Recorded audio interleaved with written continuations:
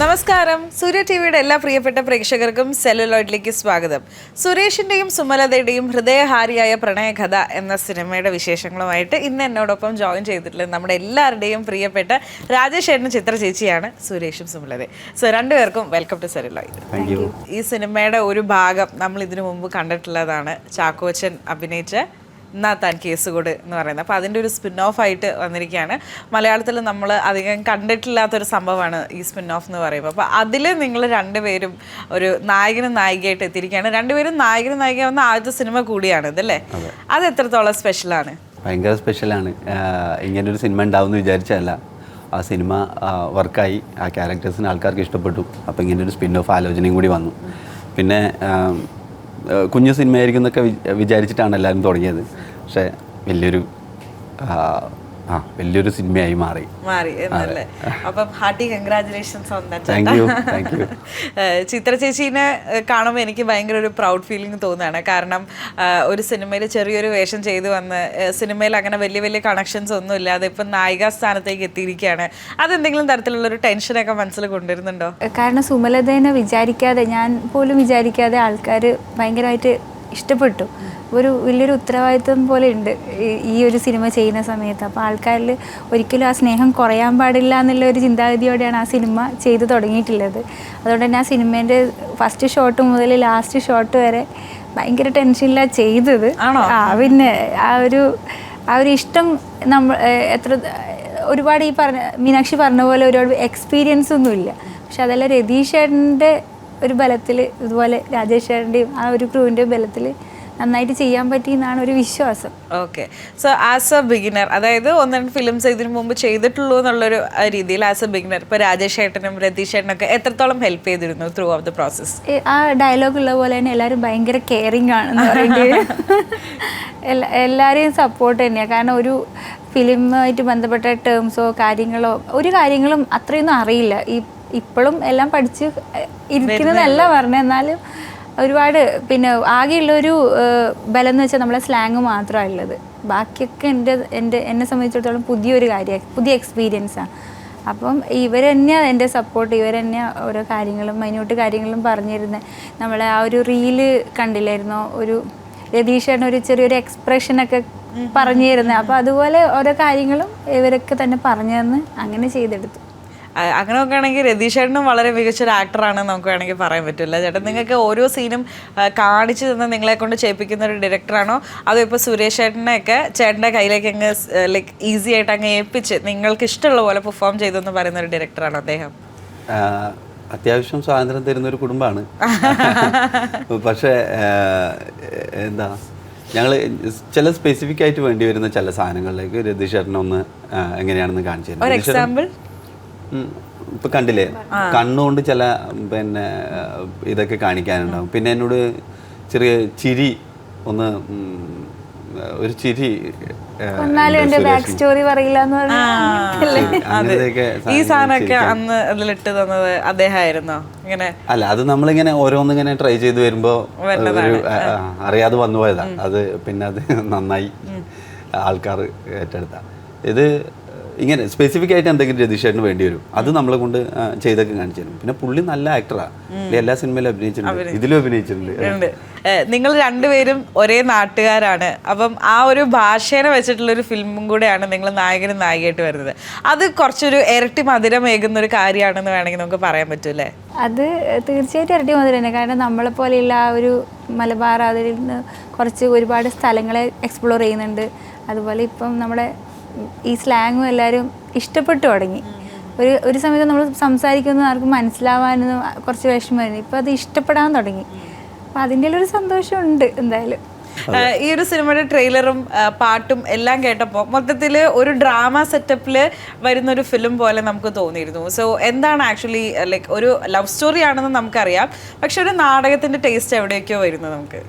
നാടകം ഈ സിനിമയുടെ പ്രിമേസിൻ്റെ ഒരു നമ്മുടെ കഥ പറയുന്നതിൻ്റെ ഒരു ബാക്ക്ഡ്രോപ്പിൽ നാടകമുണ്ട് മെയിനായിട്ട്. അപ്പോൾ നാടകം ചെയ്യലും നാടകത്തിൽ അഭിനയിക്കലും ഒക്കെ സിനിമയുടെ ഒരു കഥയുടെ ഭാഗമാണ്. അപ്പോൾ സ്വാഭാവികമായിട്ടും മ്യൂസിക്കും ഇതൊക്കെ കുറച്ച് ആ നാടകത്തിൻ്റെ കാലത്തേക്ക് ഓർമ്മിപ്പിക്കുന്ന രീതിയിലുള്ള രീതിയിൽ തന്നെയാണ് ചെയ്തിട്ടുള്ളത്. റെട്രോ ഫീൽ എല്ലാറ്റിനും കൊടുത്തിട്ടുണ്ട്. സോ എത്ര സോങ്സ് ഉണ്ട് ഈ മൂവിയിൽ ഇൻ ടോട്ടൽ? 8 പാട്ടുകളുണ്ട് എന്തായാലും. 8 പാട്ടുകൾ തന്നെ ഉണ്ട്. പിന്നെയും ഒരുപാട് എന്താ ബിറ്റോ പാട്ടുകൾ വേറെ ഉണ്ട്. ഉണ്ടെന്നുണ്ട്. ഓക്കെ. ഇപ്പോൾ ഒരു main screen hero or heroine ഒന്നും വെച്ചിട്ടല്ല ഈ ഒരു സിനിമ രതീഷ് ഏട്ടൻ ഇപ്പം നമ്മുടെ മുന്നിലേക്ക് കൊണ്ടുവരുന്നത്. എപ്പോഴും ഒരു ഡിഫറെൻറ്റ് എലമെൻറ്റ് ടേസ്റ്റ് ചെയ്യാനായിട്ട് അല്ലെങ്കിൽ ഓഡിയൻസിലേക്ക് റീച്ച് ചെയ്യണം എന്ന ആഗ്രഹമുള്ള ഒരു ഡയറക്ടർ കൂടിയാണ് അദ്ദേഹം. അതുകൊണ്ട് തന്നെ ഈ ഒരു സിനിമയെ പറ്റിയിട്ടുള്ള നമ്മുടെ ഒരു ഹോപ്സും ഹൈ ആണ്. അപ്പം നിങ്ങൾക്ക് അത് ഇങ്ങനെ ആൾക്കാർക്കൊക്കെ ആ ഒരു ഹോപ്പ് ആൾക്കാർക്ക് ഉണ്ട് എന്നുള്ളത് നിങ്ങൾക്ക് എങ്ങനെയാണ് നിങ്ങൾ അതിനെ പെർസീവ് ചെയ്യുന്നത്? കുറച്ച് ടെൻഷനോടെ തന്നെയാണ് ഞാൻ. രതീഷേട്ടൻ്റെ പേര് ചീത്തയാക്കാൻ പാടില്ല എന്നുള്ള ടെൻഷൻ എന്തായാലും ഉണ്ട്. ഇല്ല അങ്ങനെയല്ല. ആസ് ഇൻ രതീഷ് ഏട്ടൻ ഓഫ് കോഴ്സ് ഒരു ബാനർ തന്നെയാണ്, നമുക്ക് ഒരു റീസൺ തന്നെയാണ് സിനിമ കാണാനായിട്ട്. പക്ഷെ രാജേഷ് ഏട്ടൻ ഉണ്ടല്ലോ, രാജേഷ് ഏട്ടൻ്റെ ഒരു പെക്യുലാരിറ്റി എന്ന് പറഞ്ഞു കഴിഞ്ഞാൽ അദ്ദേഹം ഒരു വലിയ സിനിമയുടെ ചെറിയ ഭാഗം ആണെങ്കിലും ആ ഒരു ചെറിയ ഭാഗം നമ്മൾ വലുതായിട്ട് പറയാം സിനിമയെ പറ്റി പിന്നീട് പറയുമ്പോൾ. ഞാൻ പറഞ്ഞ ചേട്ടൻ മനസ്സിലായോ? ചെറിയൊരു എക്സ്പ്രഷൻ. അതായത് ചേട്ടന് ഇപ്പം എന്നാത്താൻ കേസുകൂടി സിനിമ വരുന്നതിന് മുമ്പ് അല്ലെങ്കിൽ ഇപ്പോഴായാലും നമുക്ക് ചേട്ടൻ്റെ കരിയറിൽ നമുക്ക് എടുത്തു പറയണ ഒരു സീൻ, എൻ്റെ favourite, one of my favourite, മഹേഷിൻ്റെ പ്രതികാരത്തിലെ ആ ഒരു നെല്ലിക്ക ഊർന്നു വീഴുന്ന ഒരു സീനാണ്. അവിടെ ഡയലോഗ് പോലും ഇല്ല, ആ ഒരു നോട്ടം മാത്രമേ ഉള്ളൂ. പക്ഷെ എന്നാലും ആൾക്കാർ ഒരുപാട് അതിനെ പ്രശംസിച്ച് ചേട്ടന് ഒരുപാട് റിവ്യൂസ് കിട്ടിയിട്ടുണ്ടാവും അല്ലേ? അതെ, അതൊരു നല്ല സമയത്താണ് ഇറങ്ങിയത്. മറ്റേ എന്താ രാഷ്ട്ര പുനർനിർമ്മാണവും ദേശീയതയും ഒക്കെ എന്താ കൊടുമ്പിരി കൊണ്ടിരിക്കുന്ന സമയത്താണ് ഇറങ്ങിയത് ടെൻഷൻ അടിച്ചതൊക്കെ. അപ്പോൾ അങ്ങനെ ആൾക്കാർ ശ്രദ്ധിച്ചിട്ടുണ്ട്. പിന്നെ മീമൊക്കെ ആയിട്ട് കുറേ അത്യാവശ്യം ട്രോൾസ് ഒക്കെ കുറേ വാട്സ്ആപ്പ് സ്റ്റിക്കറായിട്ട് എൻ്റെ ഫോണിൽ തന്നെ ആദ്യമായിട്ടൊരു സീനിൽ മൊത്തമായിട്ട് നിൽക്കുന്നത് ആദ്യമായിട്ടാണ്. അതിന്റെ മൊത്തം കാരണമാവാനുള്ളൊരു കാരണമായത് എന്നല്ലേ? അതെ, ശരിക്കും ഞാനല്ല, റോബസ്റ്റ പഴത്തിൽ ചവിട്ടി, റോബസ്റ്റ പഴമാണ് മെയിൻ കാരണം. അതിൻ്റെ ഇടയിൽ ഞാനും കൂടി ചേർന്നേ ഉള്ളൂ. അപ്പോൾ പക്ഷേ പോത്തണ്ണൊക്കെ ഉണ്ടായിരുന്നു, അവരൊക്കെ ചെയ്യിപ്പിച്ചെടുക്കുന്നതാണ്. അതാ ഞാനിത് എങ്ങനെ വരുന്നോ ഒന്നും അറിഞ്ഞിട്ടല്ല. നമ്മളൊരു സീൻ നമ്മൾ സാധാരണ എന്താ ഷൂട്ടിന് വേണ്ടിയിട്ടൊന്നും അങ്ങനെ അഭിനയിക്കാനൊന്നും ആയിരുന്നില്ല. നിങ്ങളിങ്ങനെ പോയി ചെയ്തോ, നമ്മൾ ഷൂട്ട് ചെയ്തോളാം എന്നുള്ള രീതിയിലായിരുന്നു ആ സീനൊക്കെ ഷൂട്ട് ചെയ്തത്. അതിൻ്റെ ഒരു കംഫർട്ട് ഉണ്ടായിരുന്നു. അപ്പോൾ അതൊരൊറ്റ ടേക്കേ പോവാൻ ചെയ്തിട്ടുണ്ടായിരുന്നുള്ളൂ? ഇല്ല, സൈക്കിളുമായിട്ട് 4 തവണയൊക്കെ ഓടിച്ചു. 4ാമത്തെ ടേക്കാണ് സൈക്കിളിൽ നിന്ന് വീഴുന്നതുള്ളത്. അത് ആക്ച്വലി ഓരോ പ്രാവശ്യം നമ്മൾ പേടിച്ചിട്ടാണല്ലോ. ഇത് ഒരു ഇറക്കത്തിലേക്ക് ഇങ്ങനെ സൈക്കിൾ കൊണ്ടുപോയി ഇറക്കത്തിലേക്ക് പോകുമ്പോൾ മറ്റേ സൈക്കിളിന് മുട്ടണം, പിന്നെ ചേട്ടനെ പോയി ഇടിക്കണം, പിന്നെ വീഴണം. ഇതാണ് എനിക്ക് ആദ്യത്തെ ഷോട്ടിൽ ചെയ്യാനുള്ളത്. ഞാൻ നേരെ പോവും, സൈക്കിളിന് മുട്ടിയില്ല എന്നുള്ള പോലെ ഇപ്പുറത്തുനിന്ന് തിരിഞ്ഞ് വന്ന് ചേട്ടനെ ഒന്ന് ഇടിച്ച് നമ്മൾ കുറച്ച് മറ്റേ എന്താ അധികം ബുദ്ധിമുട്ടിക്കാതെ ചെയ്യാം എന്ന് വിചാരിച്ചിട്ടാണ് ചെയ്തത്. പക്ഷെ അത് ഷോട്ടിൽ അത്ര ശരിയാവുന്നില്ല. അവസാനം പോത്തണം വന്നിട്ട് പറഞ്ഞു, എടാ നോക്കണ്ടടാ, ഇടിച്ചോ, ആശുപത്രിയൊക്കെ ഉണ്ടല്ലോ. അങ്ങനെ ഞാൻ പോയി. ലാസ്റ്റ് 4ാമത്തെ ടേക്കിലാണ് പോത്തണം പറഞ്ഞത്, എടാ നമുക്ക് വേണ്ടത് കിട്ടി, ഇനി ഒരു ടേക്കും കൂടി എടുക്കുകയാണ്, നീ ശരിക്കും ഇടിക്കാൻ വേണ്ടിയിട്ടുള്ള ഒരു ടേക്കാണ്, നേരെ ഇടിച്ചോ പോയി എന്ന് പറഞ്ഞു. ഞാൻ പോയി അച്ചുവേട്ടനെ ഇടിച്ചു. അച്ചുവേട്ടൻ ശരിക്കും അച്ചുവേട്ടൻ ഇപ്പോൾ ഉള്ള ഞെട്ടല് ആ ഇടിച്ച ഷോട്ടിലെ ഞെട്ടലാണെന്ന് തോന്നുന്നു. നല്ല ഞെട്ടല്. പിന്നെ മുമ്പിലത്തെ ടയറിനൊന്ന് മുട്ടി, ഉള്ളിയൊന്ന് പേടിച്ച് ഓടിപ്പോയി. രണ്ടാമത് ജയശങ്കരേട്ടന് പോയി നല്ലൊരു തട്ടലും തട്ടി. അപ്പോൾ എനിക്ക് എൻ്റെ കയ്യിലാണ് സൈക്കിൾ ഉള്ളതെന്നുള്ളതുകൊണ്ട് എനിക്ക് തട്ടിക്കഴിഞ്ഞാൽ എനിക്ക് മറ്റേ പുല്ലുള്ള ഭാഗത്തേക്ക് വീഴാം, റോഡിൻ്റെ സൈഡിലേക്ക്. ജയശങ്കരേട്ടന് മറ്റേ കൺട്രോളൊന്നും കിട്ടില്ലല്ലോ, തലയിലും മറ്റേ ചാക്കും ഒക്കെ വെച്ച് പോകുന്നതല്ലേ. ജയശങ്കരേട്ടൻ വീണ് കാലൊക്കെ മറ്റേ മുറിഞ്ഞു.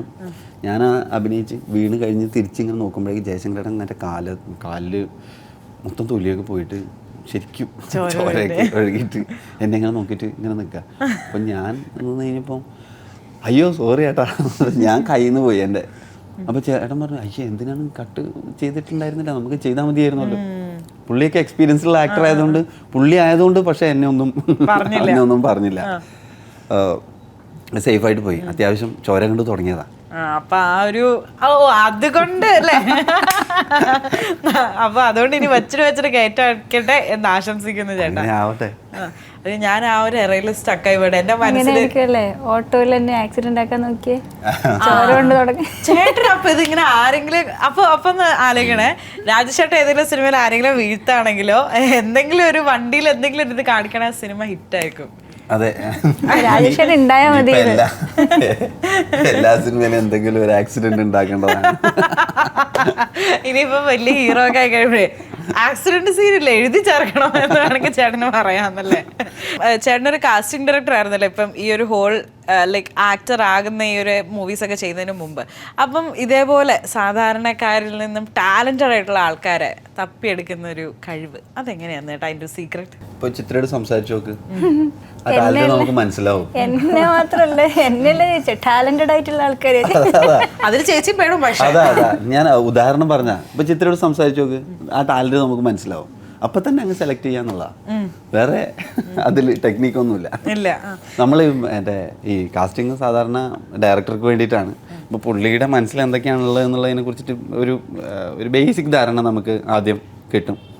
പിന്നെ രതീഷ് ചേട്ടനാകുമ്പോൾ പിന്നെ ഭയങ്കര സ്പെസിഫിക് ആയിട്ടുള്ള രസകരമായിട്ടുള്ള മുഖങ്ങളാണ് ആദ്യം നോക്കുക. പിന്നെ ശബ്ദവും, അത് രണ്ടും നമ്മൾ ആദ്യം എന്തെങ്കിലും ഒരു രസകരമായിട്ടുള്ളൊരു സാധനം നമ്മളൊന്ന് കണ്ടുപിടിച്ച് ചൂസ് ചെയ്ത് കഴിഞ്ഞാൽ പിന്നെ ആ ക്യാരക്ടറിലേക്ക് നമ്മൾ എന്താണോ ക്യാരക്ടർ, ആ ക്യാരക്ടറിലേക്ക് അയാൾ അപ്ലൈ ചെയ്ത് നോക്കിക്കൊണ്ടേയിരിക്കും.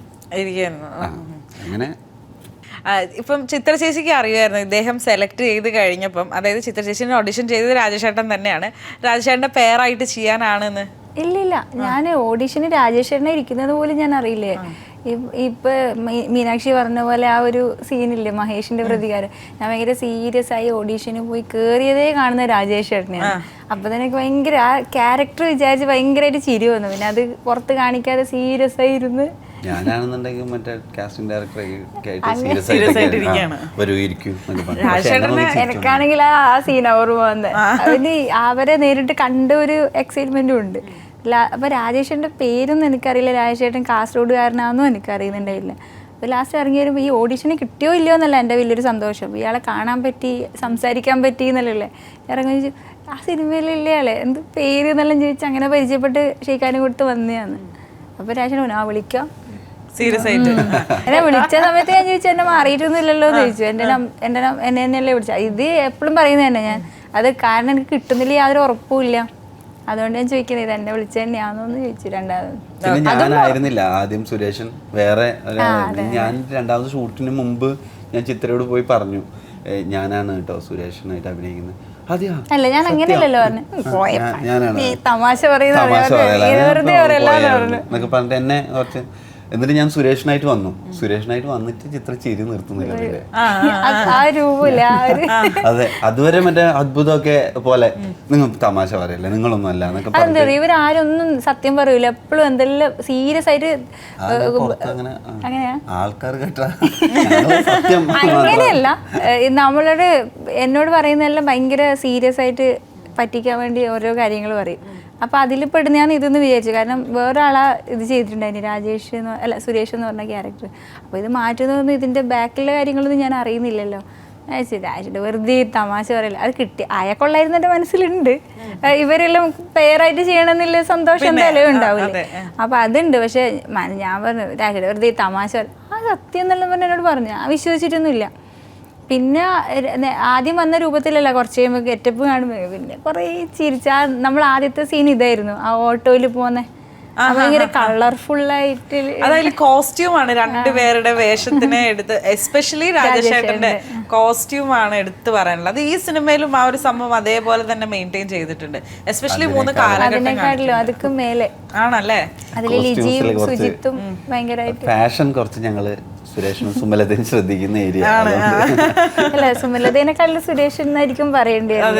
ഭയങ്കര ഫാഷനാണ്, ഓർണമെന്റ്സ് അടക്കം. ഇത് 3 കാലഘട്ടവും കാണിക്കുന്നുണ്ട് ഈ സിനിമയിൽ. അപ്പം അതനുസരിച്ചിട്ട് ലൈക്ക് ഓൾ ടുഗെദർ ആ ഒരു ചേഞ്ച് ക്യാരക്ടേഴ്സിനും വന്നിട്ടുണ്ട്. പക്ഷെ ഈ ഒരു 3 കാലഘട്ടം കാണിക്കുന്ന ഒരു നമുക്ക് അതിനകത്ത് മനസ്സിലാവുന്നില്ല. ഇപ്പൊ നാടകമായതുകൊണ്ട് തന്നെ ആ നിങ്ങളുടെ ക്യാരക്ടർ തന്നെ പ്ലേ ചെയ്യുന്ന എന്താണ് അതിൻ്റെ ഒരു സംഭവം? പ്രണയമാണ്. പ്രണയത്തിൻ്റെ സാധാരണ പ്രണയത്തിന് ഉണ്ടാവുന്ന വഴികളിലൂടെയൊക്കെ തന്നെയാണ് നമ്മളെ സിനിമകളുടെ പ്രണയവും പോകുന്നത്. പക്ഷേ ഇതിപ്പോൾ ഏത് കാലത്തിലേക്ക് വെച്ച് കഴിഞ്ഞാലും പ്രേമത്തിന് എന്തൊക്കെ മാറ്റങ്ങളുണ്ടാവും എന്നുള്ളത് കാണിക്കാൻ വേണ്ടി ആ ഇൻസിഡൻറ്റ് ചില സമയത്ത് ഇപ്പോൾ 90-ലാണ് നടക്കുന്നതെങ്കിൽ എന്തായിരിക്കും ചേഞ്ച് ഉണ്ടാവുക, അല്ലെങ്കിൽ 60-ലാണ് നടക്കുന്നതെങ്കിൽ എന്തായിരിക്കും അതിൻ്റെ പ്രിമൈസിലൊക്കെ മാറ്റം വരിക. അങ്ങനെ ഓരോരോ കാലഘട്ടത്തിലേക്ക് ഓരോരോ സീനിനെ പ്ലേസ് ചെയ്തിരിക്കുന്നേ ഉള്ളൂ. ലീനിയർ ആയിട്ടുള്ളൊരു കഥയാണ്. അത് ബാക്കി സിനിമ കാണുമ്പോഴായിരിക്കും കുറച്ചും കൂടി ക്ലാരിറ്റി ഉണ്ടാവുക അതിൽ. ഇപ്പം നിങ്ങളെ സിനിമയിൽ ചാക്കോച്ചൊരു ചെറിയൊരു ഭാഗം ചെയ്തിട്ടുണ്ട്, അതൊരു ഗിവ് ആൻഡ് ടേക്ക് പോലെ വേണമെങ്കിൽ നമുക്ക് കാണാം. അതായത് എന്നാത്താൻ കേസ് കൂടിയിൽ ഇവർ ഒരു സപ്പോർട്ടിങ് ക്യാരക്ടർ ചെയ്തപ്പം ചാക്കോച്ചൻ ഇതിനകത്ത് എങ്ങനെയാണ് സപ്പോർട്ടിങ് ക്യാരക്ടർ ആയിട്ടാണോ വരുന്നത്? അതൊരു ക്യാമിയോ ആണോ? ക്യാമിയോ എന്നൊക്കെ പറയാം. ചാക്കോച്ചൻ അത്യാവശ്യം പ്രാധാന്യമുള്ള വേഷത്തിൽ തന്നെയാണ്. കൊഴുമൽ രാജീവനെ രണ്ടാമത് എന്താ ഒരു സിനിമയിലും കൂടെ നന്നായിട്ട് കാണാം, നമുക്ക് കാണാൻ പറ്റുന്നല്ലേ. ഇതിനെ അന്ന് ഞാൻ പറഞ്ഞതുപോലെ തന്നെ ഒരു രതീഷ് പൊതുവാൾ യൂണിവേഴ്സ് എന്നൊക്കെ തന്നെ വേണമെങ്കിൽ നമുക്ക് വിളിക്കാവുന്നതാണ് അല്ലേ. ഒരു പ്രത്യേകതരം യൂണിവേഴ്സ് ഉണ്ടാക്കിയിട്ടുണ്ട് രതീഷ് ഏട്ടൻ. അത് രതീഷ് പൊതുവാളിൻ്റെതായിട്ടുള്ള തരം യൂണിവേഴ്സ് തന്നെ ആണെന്നല്ലേ. ഇപ്പം എങ്ങനെയാണ് ചേച്ചി എന്നാത്താൻ കേസുകൂടിൻ്റെ ഒരു സെറ്റിലേക്ക്, അതായത് ആദ്യത്തെ ഫിലിം ജോയിൻ ചെയ്തത്? ഓഫ് കോഴ്സ് നമ്മൾ അറിഞ്ഞു ഇതിപ്പോൾ ഓഡിഷൻ വഴിയാണെന്ന്. സ്റ്റിൽ ഈ ഓഡിഷൻ അറിഞ്ഞത് എങ്ങനെയായിരുന്നു, ഓഡിഷൻ ഉണ്ട് എന്നുള്ളത്? ഈ ഇൻസ്റ്റയിലും പിന്നെ നമ്മൾ ഈ ലോക്കൽ ഗ്രൂപ്പ് വാട്സപ്പ് ഗ്രൂപ്പിലൊക്കെ ഇതിൻ്റെ നിങ്ങളൊരു ടീച്ചർ ആവാൻ ആഗ്രഹിക്കുന്നുണ്ട് അങ്ങനെ പറഞ്ഞ കാസ്റ്റിംഗ് കൂടെ ഉണ്ട്. അങ്ങനെ ഇൻട്രൊഡക്ഷൻ വീഡിയോ അയച്ചു കൊടുത്ത് വരെ അങ്ങനെ വിളിച്ചേ. അപ്പൊ അന്ന് അറിയായിരുന്നു എന്താണ് ഒരു ഇൻട്രോ വീഡിയോയിൽ എന്തൊക്കെ പറയണം? ഇല്ല, ഒന്നും അറിയില്ല. ഞാൻ എന്തായിരുന്നോ ഞാൻ അതങ്ങ് കയറി പറഞ്ഞു, അത്രേ ഉള്ളൂ. എന്റെ പേര് എന്റെ പേര് ഇതാ. അതൊരു 3 പ്രാവശ്യം എടുത്തു ഞാൻ, 3-4 പ്രാവശ്യം എടുത്തിട്ടുണ്ടാവും. അങ്ങനെയാണ്. അതിപ്പോ ഒരു റെഫറൻസ് കൊടുക്കാനോ ഞാൻ ഇന്നത് ചെയ്തു എന്ന് പറയാനോ എൻ്റെ കയ്യിലൊന്നുമില്ല. അതും അങ്ങനെ തന്നെ ഞാൻ പറഞ്ഞു. അത് പിന്നെ നമ്മൾക്ക് അത് ഞങ്ങൾക്ക് കാസർഗോഡ് കണ്ണൂർ ഏരിയയിലൊക്കെ ഓഡിഷൻ നമ്മൾ കാസ്റ്റിംഗ് കോൾ വിടുമ്പോൾ നമ്മൾ പ്രതീക്ഷിക്കുന്നുമില്ല ഇങ്ങനെയൊക്കെ. ഇപ്പൊ കുഞ്ഞികൃഷ്ണ മാഷ് അയച്ചത് പിന്നെ നമ്മുടെ ജഡ്ജായിട്ട് അഭിനയിച്ച എന്നാത്താൻ കേസുള്ള കുഞ്ഞികൃഷ്ണ മാഷ് അയച്ചത് ഒരു കുടുംബശ്രീയുടെ ഒരു പശു വളർത്തൽ പരിപാടിയുടെ പശുവിൻ്റെ കൂടെ വന്നിട്ടുള്ളൊരു ഫോട്ടോ, പിന്നെ PP കുഞ്ഞികൃഷ്ണനെ വിജയിപ്പിക്കുക എന്ന് പറഞ്ഞിട്ടുള്ള ഒരു തെരഞ്ഞെടുപ്പ് ഫോട്ടോ. ഇത് രണ്ടുമാണ് ഓഡിഷൻ അയച്ചിട്ട് വന്നിട്ടുള്ള 2 ഫോട്ടോ. അത് പറയുന്നുണ്ടായിരുന്നു ഉണ്ണിരാജേട്ടനല്ലേ, മറിമായത്തിലല്ലേ, ഉണ്ണിയേട്ടൻ ഭയങ്കരമായിട്ട് നിർബന്ധിച്ചിട്ടാണ് പിന്നെ മാഷ അയച്ചതെന്ന് പറയുന്നുണ്ട്. അപ്പൊ ഫോട്ടോ ഒന്നും ഇല്ല എടുത്തേ. മാഷ് ഈ പാർട്ടി പ്രവർത്തനവും അങ്ങനെയുള്ളതായിട്ട് നടക്കുന്ന ഒരാളാണ്, മെമ്പറായിരുന്നു. അപ്പം ഈ മത്സരിക്കുമ്പോ ഇലക്ഷന് പിന്നെ PP കുഞ്ഞികൃഷ്ണനെ വിജയിപ്പിക്കുക എന്നുള്ള ഒരു വലിയൊരു ഇത് പോസ്റ്ററും പിന്നെ ഒരു പശുവിന്റെ കൂടെ വന്നിട്ടുള്ള പശു വളർത്തൽ അതിന്റെ ഒരു ഫോട്ടോ ആണ് ഉണ്ടായിരുന്നത്. അപ്പൊ തന്നെ വിളിക്കൂലേ നമ്മള്, അത് കണ്ടു കഴിഞ്ഞാൽ തന്നെ വിളിക്കൂലേ. നമുക്കിങ്ങനെ പിന്നെ ഒന്നും ആലോചിക്കില്ല, പുള്ളിനെ അപ്പൊ തന്നെ വിളിക്കണം എന്നുള്ളതാണ് തീരുമാനിക്കുക. അത് അങ്ങനെ ആയിരുന്നു. അതിലെ ഓരോ ആൾക്കാരുടെയും മറ്റേ നമുക്ക് ഓഡിഷന് വേണ്ടി കിട്ടിയിരുന്ന ആപ്ലിക്കേഷൻസ്, ഫോട്ടോസ്. ചിത്രയുടെ പിന്നെ നോർമൽ ഫോട്ടോസ് തന്നെയായിരുന്നു ഉണ്ടായിരുന്നത്. അപ്പം ചിത്ര അതില് എത്രയോ ഭേദം. സാധാ മൊബൈലിൽ എടുത്ത ഫോട്ടോ തന്നെ, ക്യാമറയിലൊന്നും എടുത്ത ഫോട്ടോ ഒന്നും ഞാൻ അയച്ചു കൊടുത്തിട്ടില്ല, എടുത്തതില്ല. അതപ്പോ എടുത്ത് നമ്മള് വിത്തൗട്ട് മേക്കപ്പ് 2 പിന്നെ നോർമൽ സെൽഫി ആയാലും മതി, 2 ഫോട്ടോസ് എന്നുള്ളതാണ് ചോദിക്കുക. പലതും പല രസകരമായിട്ടുള്ള ഫോട്ടോസ് ആയിരിക്കും വരുന്നത്. ഇതുപോലെ ഏതെങ്കിലും വിചിത്രമായ വേറെ ഇതിപ്പോ എപ്പോഴാണ് അറിയണത്?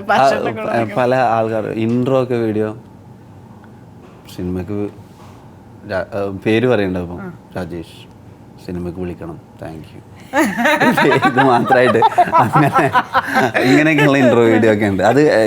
അതൊക്കെ നമ്മൾ എടുത്തു വെച്ചിട്ടുണ്ടായിരുന്നു. അപ്പോൾ അയാൾ ഒരു ക്യാരക്ടറും അവതരിപ്പിച്ചിട്ടുണ്ട് പുള്ളി ഇതിൽ, ഒരു വക്കീലായിട്ട്. പുള്ളിയുടെ ഒക്കെ ഇൻട്രോ വീഡിയോ എങ്ങനെയായിരുന്നു,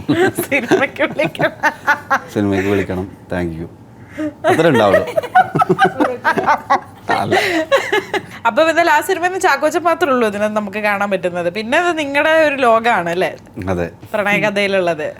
ഓക്കെ, അപ്പൊ എന്തായാലും ആ ഒരു പ്രണയം കാണാൻ നമ്മൾ എല്ലാവരും വെയിറ്റ് ചെയ്യാണ്. എനിക്ക് തോന്നുന്നു നിങ്ങൾ ഇതേപോലെ നല്ലൊരു ഫ്രണ്ട്സ് ആയതുകൊണ്ട് ഇതിനകത്ത് ആ ഒരു ലവ് സീനൊക്കെ ചെയ്യാൻ കുറച്ചും കൂടെ കംഫർട്ടബിൾ ആയിരുന്നു, ആ ഒരു കെമിസ്ട്രി വർക്ക്ഔട്ട് ചെയ്തെടുക്കാൻ അല്ലേ? അതെ. അതായത് ചേട്ടനിപ്പോൾ ഒരു ആക്ടറാണ്, ചേട്ടന് അത്യാവശ്യം എക്സ്പീരിയൻസ് ഉണ്ട്. പക്ഷെ ചിത്ര ചേച്ചി എന്ന് പറയുമ്പം ഒരു പുതിയ ആക്ടറാണ്. അപ്പം ആ ഒരു കംഫർട്ട് സോൺ ഇത്തിരി ലൈക്ക് ഇമ്പോർട്ടൻ്റ് ആയിട്ടുള്ള ഒരു കാര്യമല്ലേ ഇപ്പോൾ? നല്ല പറയലോടെ നമ്മൾ നാട്ടുകാരായതിൻ്റെയും കൂട്ടുകാരായതിൻ്റെയൊക്കെ ഒരു കംഫർട്ട് ഉണ്ടാവും ചെയ്യുന്നതിൽ. ഈ ഒരു സിനിമ ഹിറ്റ് ആവുന്നുള്ള ഒരു ഉറപ്പാണ്. കാരണം നിങ്ങളെ കണ്ട് നമുക്ക് വളരെയധികം ഇഷ്ടമായതാണ്. എന്തായിരിക്കും ആ ഒരു ഇഷ്ടമാവാനുള്ള ഒരു കാരണം? ഞങ്ങൾ ഇഷ്ടമാവാനുള്ള കാരണം ഇത്രയേറെ ഒരു ജനഹൃദയത്തിൽ ഒരു ഇടം പിടിക്കാനായിട്ടുള്ള ഒരു കാരണം ഇത് ചാക്കോച്ചനെയൊക്കെ സൈഡാക്കിയിട്ട് നിങ്ങളെ ആൾക്കാരെ ഏറ്റെടുത്തു 1000 കണ്ണുമായിട്ട്. അപ്പോൾ അങ്ങനെ രതീഷേട്ടൻസ് ബ്രില്യൻ്റ് എന്ന് പറയുന്നത് brilliance എന്ന് പറയാം. പിന്നെ ഇവരുടെ ആ ക്യാരക്ടേഴ്സിന്റെ ഒരു നിഷ്കളങ്കതയും പരിപാടികളൊക്കെ ആയിരിക്കാം.